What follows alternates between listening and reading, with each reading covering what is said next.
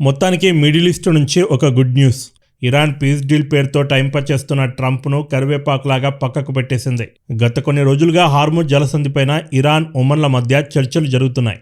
ఈరోజు అబ్బాస్ అరాక్చి అఫీషియల్గా ఒక స్టేట్మెంట్ ఇచ్చారు. Iran says talks with Oman on straight of Hormuz in final stages. ఈ హార్ముజ్ జలసంధిపైన ఒమన్తో ఏవైతే చర్చలు జరుపుతున్నామో ఇవి ఫైనల్ స్టేజ్లో ఉన్నాయని అరాక్చి చెప్పాడు. అంటే ఏంటి? ఇరాన్ హార్ముజ్ జలసంధిని ఓపెన్ చేస్తుందా? మళ్ళీ ఎప్పట్లాగా హార్ముజ్ జలసంధి గుండా ఫ్రీ ప్యాసేజ్ ఉంటుందా? అక్కడికే వస్తున్నాను. అరాక్చి ఏమన్నాడు? We are now going to reach an understanding on a route acceptable to both sides. Hormuz జలసంధి గుండా షిప్స్ ఎటువైపు నుంచి వెళ్ళాలి అని ఒమన్, ఇరాన్ ఈ రెండు దేశాలు కూడా చర్చించాయి. మా ఇద్దరికీ యాక్సెప్ట్ అయిన రూట్నే మేము ఫైనల్ చేయబోతున్నాం. ఇంతకుముందు ఉన్నట్లుగా నార్థర్న్ రూటు కాదు, సదరన్ రూటు కాదు, ఒక కొత్త రూట్ ప్రాసెస్ని మేము ఫైనల్ చేయబోతున్నామని అరాక్చి చెప్పాడు. మరి ఆ కొత్త రూట్ సిస్టమ్ ఏంటో మాత్రం పూర్తి వివరాలు అరాక్చి బయటకి తెలపలేదు. అయితే ఈ డీల్లో మేము ఏదైతే డిసిజన్ తీసుకుంటున్నామో ఇరాన్ మరియు ఒమన్ ఈ రెండు దేశాలకి బెనిఫిట్ అయ్యే విధంగా ఒక డిసిజన్ అయితే ఖచ్చితంగా తీసుకుంటామని అరాక్చి చెప్పాడు. అంటే ఏంటి? ఈ డీల్ కనుక ఫైనల్ అయితే ఇక హార్ముజ్ జలసంధి ఓపెన్ అవుతుందా అనే డౌట్ మనకు వచ్చే లోపలే అరాక్చి చివర్లో ఒక హింట్ ఇచ్చాడు. He insisted though that such an agreement did not mean the reopening of the strait. ఒమన్తో డీల్ కుదిరింది అనగానే స్ట్రైట్ ఆఫ్ హార్ముజ్ తెరుచుకుంటుంది అనే ఆలోచన మీకు వచ్చి ఉంటుంది అనుకుంటా. ఆహా, అది మాత్రం కుదరదమ్మా అని అరాక్చి చెప్పాడు. దీనికి కన్ఫర్మేషన్గా Iran foreign ministry spokesperson కూడా ఫుల్ క్లారిటీ ఇచ్చాడు. Iran Oman understanding does not mean strait of Hormuz will reopen. Araghchi చెప్పిన విషయాన్ని తాఫిక్ కన్ఫర్మ్ చేశాడు. స్ట్రైట్ ఆఫ్ హార్ముజ్ మాత్రం తెరుచుకోదు ఇప్పట్లో అని. స్ట్రైట్ ఆఫ్ హార్ముజ్ తెరవాలి అంటున్నారు. ఎందుకు మూసేశామో మీకు తెలీదా? మెమొరాండం పైన ఎప్పుడైతే ఇరాన్ సైన్ చేసిందో నెక్స్ట్ రోజే స్ట్రైట్ ఆఫ్ హార్ముజ్ని మేము తెరిచాం. కానీ ఈ అమెరికా ఏం చేసింది? మెమొరాండంలోని నియమాలను తుంగలు తొక్కి కొత్త రూట్లో షిప్లను తీసుకుపోవడం మొదలుపెట్టింది. అంటే మెమొరాండంని బ్రీచ్ చేసింది. అలాంటి షిప్స్ పైన మేము యాక్షన్ తీసుకుంటే ఈ అమెరికా ఏం చేసింది? నిర్దాక్షిణ్యంగా మా స్థావరాలపైన అటాక్ చేసింది. అంతటితో ఆగకుండా మా షిప్స్ హార్ముజ్ జలసంధి దాటి వెళ్లకుండా నావెల్ బ్లాకేడ్ని మళ్ళీ అమలుపరచడం మొదలుపెట్టింది. అమెరికా ఇన్ని చేస్తూ మమ్మల్ని స్ట్రైట్ ఆఫ్ హార్ముజ్ ఓపెన్ చేయాలంటదేంటి? ఎప్పటివరకైతే మా పైన దాడులు జరుగుతూ ఉంటాయో, ఇరాన్ చుట్టుముట్టుకొని ఏవైతే ఉద్రిక్త పరిస్థితులు ఉన్నాయో ఇవన్నీ తగ్గే వరకు హార్ముజ్ జలసంధిని తెరిచేదే లేదని ఇరాన్ కుండబద్దలు కొట్టినట్టు చెప్పింది. ఇప్పుడు ఇదే విషయాన్ని మన పాయింట్ ఆఫ్ వ్యూలో ఆలోచిద్దాం. ఇరాన్ ఒమన్తో ఒక డీల్ కుదుర్చుకోనుంది, ఫైనల్ స్టేజ్లో ఉంది అంటోంది. ఈ డీల్ దేని గురించి? ఈ హార్ముజ్ జలసంధి గుండా వెళ్లే షిప్స్ ఏ వైపు నుంచి వెళ్ళాలి? ఈ షిప్స్కి ఎలాంటి పర్మిషన్ అవసరం ఉంటుంది? టోల్స్ ఏమైనా కట్టాలా? ఫీజు ఏమైనా ఉంటుందా? ఇవన్నీ కూడా ఈ అగ్రిమెంట్లో ఉంటాయి. అయితే ఇరాన్ మళ్ళీ టోల్ వసూలు చేస్తుందా, లేదంటే ఏమైనా ఫీజు ఉంటుందా, ఎంత ఫీజు ఉంటుంది? దీనిపైన మాత్రం ఇప్పటికీ కూడా ఫుల్ క్లారిటీ రాలేదు. ఈ డీల్ ఫైనల్ అయితే మేబీ వాళ్ళే ప్రకటిస్తుండొచ్చు. ఈలోగా ఇజ్రాయెల్కి చెందినటువంటి కొన్ని పత్రికలు కొంత ఇన్ఫర్మేషన్ని లీక్ చేశాయి. ఛానల్ 12 న్యూస్ లీక్ చేసినటువంటి సమాచారం ప్రకారం ఈ పర్షియన్ గల్ఫ్కి ఒకవైపు ఇరాన్ ఉంటుంది, మరొక వైపు ఒమన్ ఉంటుంది. సో ఈ పర్షియన్ గల్ఫ్లోకి ఎంటర్ ఎక్కడి నుంచి అయితే అవుతామో ఆ రూట్ని ఇరాన్ కంట్రోల్ చేస్తుంది. ఇక ఈ పర్షియన్ గల్ఫ్ నుండి బయటకు వచ్చే రూట్ ఏదైతే ఉందో ఎగ్జిట్ రూట్, ఈ రూట్ని ఒమన్ కంట్రోల్ చేస్తుంది. ఇది ఈ అగ్రిమెంట్లో ఇరు దేశాల మధ్య ప్రధానంగా కుదిరినటువంటి ఒప్పందం. ఎందుకంటే పర్షియన్ గల్ఫ్ని ఆనుకొని మేజర్గా ఈ రెండు దేశాలే ఉన్నాయి. మెమొరాండంలో కూడా 5th పాయింట్ కనుక మీరు మళ్ళీ చూస్తే అందులో ఏమనుంది? ఈ పర్షియన్ గల్ఫ్ని ఇరాన్ మరియు ఒమన్లు సంయుక్తంగా మెయింటైన్ చేస్తాయి అని ఉంది. ఆ మెయింటెనెన్స్ కోసం, అదేవిధంగా చెక్ పాయింట్ల దగ్గర ఈ షిప్స్కి భద్రత కల్పించడానికి మరికొన్ని డబ్బులు అవసరం పడతాయి కదా అక్కడ ఉన్న సిబ్బందికి, మిలిటరీకి. కాబట్టి వీటి కోసం మేము కొంత ఫీజుని వసూలు చేస్తామని 5th పాయింట్లో ఉంది. మేబీ ఈ ఒప్పందంలో ఈ ఫీజు ఎవరు ఎంత తీసుకోవాలి అని లెక్కలు వేసుకొని ఉంటారు. పర్షియన్ గల్ఫ్లోకి వచ్చినప్పుడు నువ్వు డబ్బులు తీసుకో, వెళ్ళేటప్పుడు నేను డబ్బులు తీసుకుంటా. ఇది ఇరాన్ మరియు ఒమన్ల మధ్య కుదిరినటువంటి ఒప్పందం. కాబట్టి దీనికి స్ట్రైట్ ఆఫ్ హార్ముజ్ ఓపెన్ చేయాలా లేదా అన్నదానికి ఎలాంటి సంబంధము లేదు. ఎంట్రీ ఒకళ్ళు కంట్రోల్ చేస్తారు, ఎగ్జిట్ ఒకళ్ళు కంట్రోల్ చేస్తారు. ఏ పంచాయితీ ఉండదు ఇక. అంతేకాకుండా ఇరాన్ ఒక విషయాన్ని కుండబద్దలు కొట్టినట్టు చెప్పింది. ఇవి ఏవైతే చర్చలు జరుగుతున్నాయో బైలాటరల్ చర్చలు, అంటే కేవలం రెండు దేశాల మధ్య, ఇరాన్ మరియు ఒమన్ల మధ్య జరుగుతున్నటువంటి చర్చలు. ఇందులో ఎలాంటి కోన్ కిస్కా గొట్టం దేశాలు అంటే థర్డ్ పార్టీస్ లేవు అని ఇరాన్ ఫారెన్ మినిస్టర్ అబ్బాస్ అరాక్చి చెప్పాడు. ఎందుకు దీనిపైన నొక్కి మరీ చెప్పాడో ముందు చెప్తాను. అయితే ఇరాన్ ఏదైతే ఈ ప్రపోజల్ చేసిందో దీనికి ఒమన్ కూడా ఒప్పుకున్నట్లుగా చూచాయగా మనకి అర్థమవుతుంది. కాకపోతే ఒమన్కి ఒక డౌట్ ఉంది. సరే మీరు ఇప్పుడు ఏమంటారు, ఇది అగ్రిమెంటు, ఇలా పంచుకుందాం, బాగానే లెక్కలేస్తున్నావు, డబ్బులు వస్తాయి అనంగా ఎవడైనా వద్దంటాడా చెప్పండి, అంత బాగానే ఉంది. కానీ ఇప్పుడు మీరు డీల్ చేసుకొని సైన్ పెట్టి వెళ్ళిపోతారు. మేమేమో డీల్ కుదిరింది కదా అని అటువైపు నుంచి షిప్స్ తరలిస్తాం.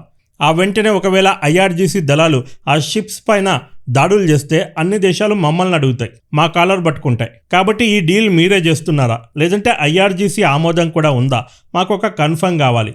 IRGC ఎట్టి పరిస్థితుల్లోనూ మా షిప్స్ పైన దాడులు చెయ్యవని భరోసా ఇవ్వాలి అని ఒమన్ ఒక షరతు పెట్టింది. ఎందుకంటే గతంలో కూడా ఇది జరిగింది. మెమొరాండం పైన ఇరాన్ ఈ పెద్దలు సైన్ చేశారు. ఆ తర్వాత ఏం జరిగింది, IRGC దళాలు షిప్స్ పైన, ట్యాంకర్ల పైన దాడులు చేశాయి. ఆ తర్వాత అమెరికా మళ్ళీ దాడులు మొదలుపెట్టింది. కాబట్టి ఇక్కడ ఏం జరుగుతుందంటే ఇరాన్ 2 గ్రూపులుగా విడిపోయింది. ఒకటి డిప్లొమాటిక్ యూనిట్, ఇంకొకటి IRGC యూనిట్. డిప్లొమాటిక్ యూనిట్ ఒకటి మాట్లాడి వెళ్తున్నారు, IRGC దళాలు దానికి పూర్తి విరుద్ధంగా చేస్తున్నారు. దాంతో ఇరాన్ పెద్దలకి ఏం మాట్లాడాలో ఏం చేయాలో ఏమీ అర్థం కావట్లేదు. అందుకే ఒమన్ అష్యూరెన్స్ అడిగింది. ఇక దీనిపైన ఇరాన్ ప్రెసిడెంట్ పెజెష్కియాన్ కూడా మాట్లాడాడు. మేము ఏదైతే 14 పాయింట్లతో కూడుకున్నటువంటి మెమొరాండం పైన సైన్ చేశామో వాటన్నింటిపైన సైన్ చేసి అమెరికా అంగీకరించింది. కాబట్టి డీల్ ప్రకారం వాటన్నింటినీ కూడా అమలు చేయాలి. We must work to ensure that the enemy remains committed to what it has signed. Pezeshkian statement ఇది. అమెరికా మెడలు వంచి ఏదైతే మెమొరాండం పైన సైన్ చేసిందో వాటన్నింటినీ కూడా అమలు పరిచేలా చూసే బాధ్యత మన పైన ఉంది. అప్పటి వరకు అమెరికాతో ఎలాంటి చర్చలు లేవు అని పెజెష్కియాన్ చెప్పుకొచ్చాడు. మొత్తానికి హార్ముజ్ జలసంధిలో ఎలాంటి ప్రోగ్రెస్ నడుస్తుంది దీనిపైనైతే మీకు ఒక క్లారిటీ వచ్చుంటుంది. ఇక ఈరోజు ఉదయాన్నే మరొక పెద్ద బ్రేకింగ్ న్యూస్ అనే కంటే తలతిక్కల న్యూస్ అనాలేమో. ట్రంప్ మళ్ళీ ఒకసారి తన ఫ్లైట్ నుంచి బయటకొచ్చి ఈరోజు ఇరాన్తో మళ్ళీ చర్చలు మొదలు కాబోతున్నాయో అన్నాడు. Trump says negotiations with Iran begin Monday అంటే ఈ రోజే. మరి ఎక్కడ చర్చలు జరుగుతున్నాయి దీనిపైన ఎలాంటి క్లారిటీ లేదు. తెర వెనక ఏం జరిగిందో మెల్లిమెల్లిగా ఒక్కొక్కటి చెప్తాను. ఈ వీడియో సీరియస్ గా స్టార్ట్ అయ్యి ట్రంప్ ఫన్నీ స్టోరీస్ తో ఎండ్ కాబోతుంది. నిన్న ట్రంప్ ఏమని చెప్పాడు, Saudi Arabia, United Arab Emirates, Khattar, Iran ఇవన్నీ నన్ను బతిమలాడుకున్నాయి కాబట్టి యుద్ధాన్ని ఆపాను అన్నాడు. అంతేకాకుండా ఇరాన్ ప్రధానమైనటువంటి 2 షరతులకు ఒప్పుకుంది కాబట్టే యుద్ధాన్ని ఆపాను అన్నాడు. ఏంటి ఆ 2 షరతులు? 1 హార్ముజ్ జలసంధిని ఓపెన్ చేస్తా అంది. 2 ఇరాన్ని డీన్యూక్లియరైజేషన్ చేస్తా అంది. ఈ రెండింటికి ఒప్పుకుంటా అని మీడియేటర్స్ ద్వారా నాకు కబురు పంపింది, అందుకే యుద్ధాన్ని ఆపాను అన్నాడు. నాకు ముందే కొంచెం క్యూరియాసిటీ ఎక్కువ.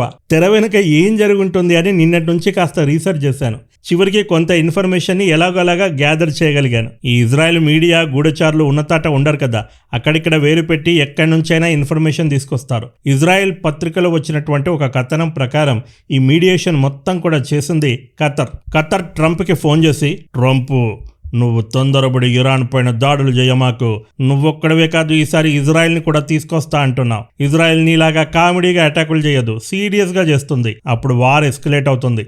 వార్ ఎస్కలేట్ అవుతే ఇంకో 4 నెలలు గోవిందా. 3 నెలల్లో నీ మిడ్ టర్మ్ ఎలక్షన్స్ ఉన్నాయి, డిపాజిట్లు కూడా రావు నీకు. మరి ఏం చేయమంటావు? ఇరాన్ డిప్లొమాట్స్ రోజు నన్ను బండబూతులు తిడుతున్నారు. 4 బాంబులు వేస్తే పోయిన పరువు మళ్ళీ వస్తుందని నా బాధ. మ్యాటర్ అంతదాకా నేను రానివ్వనుగా, నీకు ఒక గుడ్ న్యూస్ తీసుకొచ్చాను అన్నాడు. గుడ్ న్యూసా? ఏంటి? ఇరాన్ హార్ముజ్ జలసంధిని ఓపెన్ చేయడానికి ఒప్పుకుందా? అది ఇప్పట్లో కాదు కానీ మరి ఇంకేంటి గుడ్ న్యూస్? ఈ హార్ముజ్ జలసంధిని ఎలా కంట్రోల్ చేయాలో ఒమన్ ఇరాన్ల మధ్య చర్చలు జరుగుతున్నాయి. అవును, ఆ చర్చల్లో మనోడొకడున్నాడు, ఇప్పుడే ఫోన్ చేశాడు. చర్చలు ఫైనల్ స్టేజ్లో ఉన్నాయట. రేపో మాపో ఒక అగ్రిమెంట్ చేసుకొని ఉన్నారు. ఇప్పుడు గనక నువ్వు మళ్ళీ అటాకులు చేసావనుకో నిన్న దేవుడు కూడా కాపాలేడిక అని ఖత్తర్, ఇరాన్, ఒమన్లకు చెందినటువంటి ఈ సీక్రెట్ డీల్ గురించి ట్రంప్ చెవిలో ఊదింది. ఇంకేముంది, వెంటనే ట్రంప్ ఈ స్టోరీని తనకు అనుకూలంగా ట్విస్ట్ చేసుకున్నాడు. ఏమని ట్విస్ట్ చేసుకున్నాడు? ఇరాన్ ఆ స్ట్రేట్ ఆఫ్ హార్ముజ్ని ఓపెన్ చేయడానికి ఒప్పుకుంది, నాకు ఫోన్ చేసి బతిమలాడుకుంది, డీల్ ఫైనల్ స్టేజ్లో ఉంది. నేను ఇప్పుడు గనక అటాక్ చేస్తే చివరి వరకు వచ్చిన డీల్ క్యాన్సిల్ అవుతుంది. కాబట్టే నేను అటాకులు చేయట్లేదు. ప్రపంచం మొత్తం బాగుండాలని నా ఆశ. ఇరాన్ పైన కూడా నాకు ప్రత్యేకంగా ఎలాంటి శత్రుత్వం లేదు. ఇరాన్ కూడా చల్లగా ఉండాలి. కాబట్టే పెద్ద మనసు వేసుకొని యుద్ధాన్ని ఆపుతున్నాను అని తనకు అనుకూలంగా ఒక స్టోరీ అల్లుకున్నాడు. తెర వెనకాల ఏం జరిగింది, ఇది యాక్చువల్ స్టోరీ. అంతేకాకుండా ఇరానియన్ లా మేకర్ హసన్ గష్గావి ఏమని స్టేట్మెంట్ ఇచ్చాడంటే, నిజానికి ఈ చర్చలు మళ్ళీ స్టార్ట్ చేయాలి, ఈ మెమొరాండం పైన ఏదైతే సైన్ చేశామో వాటిని మళ్ళీ అమల్లోకి తీసుకురావాలని అమెరికా ఇరాన్కి ఫోన్ చేసి బతిమలాడుకుందట. కానీ ట్రంప్ ఏమంటున్నాడు, ఇరాన్ నాకు ఫోన్ చేసి బతిమలాడుకుంది అని. ట్రంప్ ఏది చెప్తే దానికి కంప్లీట్ ఆపోజిట్ అయ్యిందని ఈ 5 నెలల్లో నాకు అర్థమైంది ఇది. ఇక ట్రంప్ని ఇరాన్ పత్రికలు బండబూతులు తిడుతున్నాయి. ఇక్కడ చూడండి ఇరానియన్ అఫీషియల్ పత్రిక ట్రంప్ని ఎలా బండబూతులు తిడుతుందో. Fool has run out of steam అంటే ఆవిరి లేదంటే ఉద్రిక్తతలు. ట్రంప్ ఏమన్నాడు, ఈ వీకెండ్లో ఇరాన్ పైన ఇజ్రాయెల్తో కలిసి మేము అటాకులు చేయబోతున్నాం అన్నాడు. దాంతో ఒక్కసారిగా మిడిల్ ఈస్ట్లో ఉద్రిక్తతలు పెరిగిపోయాయి. ఇది చాలదన్నట్టు మిడిల్ ఈస్ట్లో ఉన్నటువంటి అమెరికన్స్ ఏ క్షణంలో అయినా ఫ్లైట్ పట్టుకొని మిడిల్ ఈస్ట్ ఖాళీ చేయడానికి సిద్ధంగా ఉండండి అనేసరికి ఏం జరగబోతుంది అని ప్రపంచమంతా కంగారు పడిపోయారు. ఒక్కసారిగా అలా ఉద్రిక్తతలు పెంచాక యుద్ధం నుంచి వెనకడుగు వేస్తే ఇజ్జత్ పోతుంది. అందుకే ట్రంప్ ఏం చేశాడు, ఒక కట్టుకథ అల్లాడు. ఇరాన్ ఫోన్ చేసింది, బతిమలాడుకుంది, స్ట్రైట్ ఆఫ్ హార్ముజ్ ఓపెన్ చేయడానికి ఒప్పుకుంది. ఇలా ఏంటేంటో కట్టుకథలు అల్లాడు. నిజానికి ఇరాన్ పైన అటాక్ చేసే దమ్ము లేక, యుద్ధం చేసే సత్తా లేక, ఒక పిరికి పందలాగా తప్పించుకోవడానికి ఇలాంటి అబద్ధాలు ఆడాడు. Fool has run out of steam అని చెప్పి ఇరాన్ పత్రిక ట్రంప్ని బండబూతులు తిట్టింది. Trump once again backed away from his hollow threats and presented his threat to the world as a favour. ట్రంప్ మరొకసారి బీరాలకు పోయి పిరికి పందలాగా పారిపోయాడు. పారిపోతూ దాన్ని ఏదో ప్రపంచానికి ఒక ఫేవర్ చేస్తున్నట్లుగా బిల్డప్ బాబాయ్ మళ్ళీ బిల్డప్ ఇవ్వబోయాడని ఇరాన్ పత్రికలు తెలుపుతున్నాయి. నువ్వు అప్పుడే దాడులు చేస్తా అంటావు, అప్పుడే చర్చలు చేస్తా అంటావు. నీ మైండ్ గేమ్ మొత్తం కూడా మీ ఓళ్ళ దగ్గర చూపెట్టుకో. మా దగ్గర మాత్రం ఇలాంటి మైండ్ గేమ్లు ఆడబాకు. నువ్వు ఏం చేసినా మేము చర్చలకైతే రాం. మేము చర్చలకు రావాలంటే మా కండిషన్స్కి నువ్వు ఒప్పుకోవాలి, అప్పుడే చర్చలకు వస్తాం. అంతే తప్ప ఇలా ఫేక్ స్టేట్మెంట్లు ఇస్తూ ఇరాన్ని భూమి మీద ఉండకుండా చేస్తాను, ఇరాన్ ఇన్ఫ్రాస్ట్రక్చర్ మొత్తం కూడా దెబ్బ కొడతాము, ఇలాంటి బెదిరింపులు మా దగ్గర చేయబాకు. మా దగ్గర ఇన్ఫ్రాస్ట్రక్చర్ ఉంటే మీ దగ్గర కూడా ఇన్ఫ్రాస్ట్రక్చర్ ఉంది, మర్చిపోకు. అరాక్చి ఏమన్నాడు, ఐ ఫర్ ఐ అని ఇరాన్ పత్రికలు ట్రంప్ ఆడిన అబద్ధాలను మొత్తం ఎక్స్పోజ్ చేశాయి. ట్రంప్తో ఒక ఇరాన్, గల్ఫ్ దేశాలు మాత్రమే ఇబ్బంది పడుతున్నాయి అనుకుంటే పొరపటండి. ముఖ్యంగా ఇబ్బంది పడుతున్నది ఎవరు అంటే అమెరికన్ సెంట్కామ్ అధికారులు, అంతేకాకుండా అమెరికా మిత్రదేశమైనటువంటి ఇజ్రాయెల్. ట్రంప్తో ప్రతి ఒక్కరూ ఇబ్బంది పడుతున్నారు.